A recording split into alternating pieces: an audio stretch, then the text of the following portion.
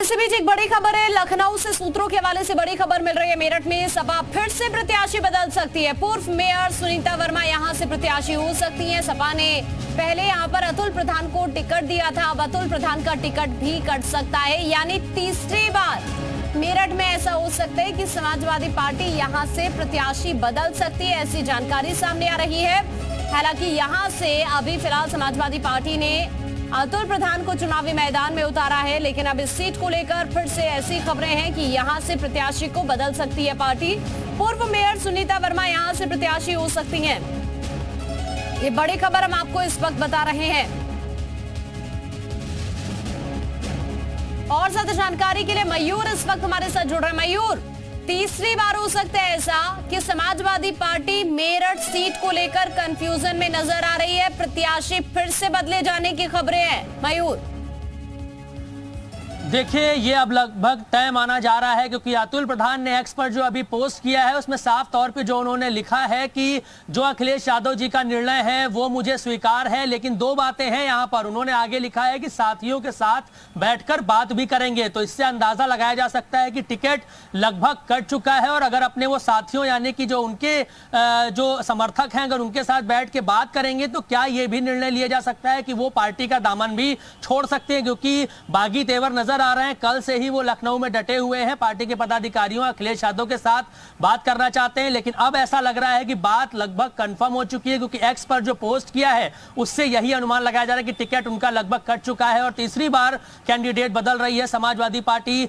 मेरठ से सुनीता वर्मा जो कि वहां से मेयर हैं, उनको प्रत्याशी बनाया जा सकता है। योगेश वर्मा की वो पत्नी है विधायक की। इसी के साथ जो समीकरण है वो साधने का प्रयास है यहाँ पर मुसलमान और दलित, यानी कि जाटो समाज से सुनीता वर्मा आती हैं और जाटो समाज से मायावती भी आती हैं। तो ऐसे में समाजवादी पार्टी के जो तमाम पेशेवर नेता हैं उनका ये मानना है, उनका ये अनुमान है कि मुस्लिम और दलित वोट बैंक के जरिए मेरठ में जीत हासिल की जा सकती है। यही वजह है कि अतुल प्रधान को किनारे करके अब सुनीता वर्मा को टिकट दिया जा सकता है। ये बड़ी जानकारी सूत्रों के हवाले से हमारे पास जरूर आ रही है, लेकिन जो एक्स पर पोस्ट किया है उससे 99% अब ये कहा जा सकता है कि अतुल प्रधान का टिकट कट रहा है। अभी भी वो लखनऊ में मौजूद हैं और कोशिश इस बात की है कि अखिलेश यादव से मिलकर इसका कंफर्मेशन जल्द दिया जाए। लेकिन क्या अतुल प्रधान समाजवादी पार्टी का दामन छोड़ेंगे, उनका साथ छोड़ेंगे या किसी और के साथ जाएंगे, इस पर अभी संशय बरकरार है। पोस्ट देखकर तो यही लग रहा है कि कुछ ना कुछ बड़ा फैसला अतुल प्रधान भी ले सकते हो, कि लगातार जिस तरीके से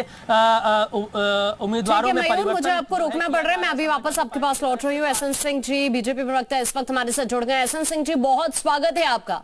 तीसरी बार समाजवादी पार्टी प्रत्याशी बदल सकती है मेरठ से, कंफ्यूजन ही कंफ्यूजन है सर समाजवादी पार्टी में, क्या कहेंगे आप?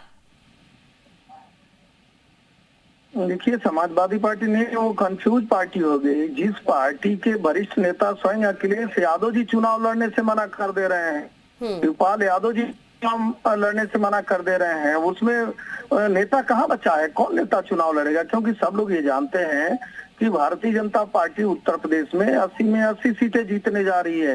इस नाते समाजवादी पार्टी को नेता कहाँ मिल रहा है? वो तो पकड़ पकड़ के नेता ले रहे हैं।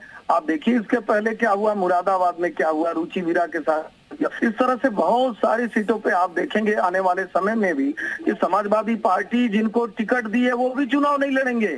कई लोग पर्चा दाखिला ही नहीं करेंगे, कर देंगे। सब लोग ये जान रहे हैं कि भाई समाजवादी पार्टी की नाव डूब चुकी है, तो डूबते नाव पे कौन सवार हो जाएगा? आज उत्तर प्रदेश में नहीं पूरे देश में मोदी जी की लहर चल रही है। लोग उस विकास के साथ जाना चाहते हैं, उस विश्वास के साथ जाना चाहते हैं। जो मोदी जी ने 10 साल में विकास के कार्य किए हैं, लोग उसके साथ रहेंगे। मुझे आवाज नहीं आ रही है एसएन सिंह जी की, हम वापस उनका रुख करेंगे। एक बार फिर से मयूर के पास आपको लेकर चलते हैं। मयूर, अभी एसएन सिंह जी तो इस बात का जिक्र करें कि बौखलाहट है, डर है, 80 की 80 सीटें बीजेपी जीतने जा रही है और इसीलिए कंफ्यूजन नजर आ रहा है। इसीलिए अखिलेश यादव भी तो खुद की सीट क्लियर नहीं कर रहे हैं। शिवपाल यादव हैं, वो भी यहां पर लड़ने से मना करते हुए नजर आ रहे हैं। बदायूं सीट को लेकर वहां पर भी कंफ्यूजन है। लेकिन क्या नहीं लग रहा कि ये स्थिति जो इस वक्त क्रिएट हो रही है समाजवादी पार्टी के अंदर, कि आप आधों को रूठने से मनाना चाहते हैं, आधे समर्थक आपके नाराज ना हो, कार्यकर्ता नाराज ना हो, आप ये तो चाह रहे हैं, लेकिन फिर दूसरी तरफ एक धड़ा ऐसा भी है जो नाराज हो जा रहा है, एक को मनाने के चक्कर में दूसरा रूठ जा रहा है। तो सीधा फायदा तो सिर्फ बीजेपी को ही इसका होने जा रहा है ना मयूर?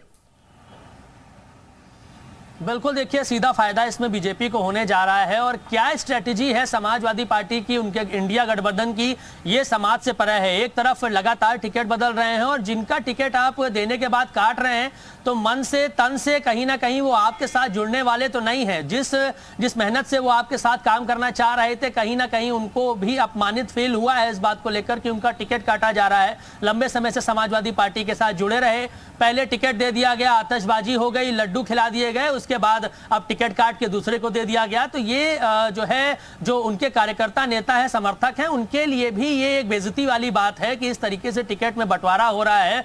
और ऐसे में जो आपस में जो समाजवादी पार्टी के कार्यकर्ता, नेता है, फॉर एग्जांपल सुनीता वर्मा और अतुल प्रधान की अगर हम बात कर ले, ये आपस में ही एक दूसरे के प्रतिद्वंदी हो जाएंगे। तो समाजवादी पार्टी का भविष्य क्या होगा, ये समझ से परे है। और जो कंफ्यूजन की बात करी जा रही है, अखिलेश यादव चीजें समझ नहीं पा रहे हैं, क्या जो उनके साथ जो उनके सलाहकार हैं वो उनको क्या सलाह दे रहे हैं, स्ट्रेटेजी किस तरीके से बना रहे हैं, क्या इंतजार कर रहे हैं। ठीक है मयूर, अभी के लिए आपका शुक्रिया ये जानकारी साझा करने के लिए। आगे बढ़ते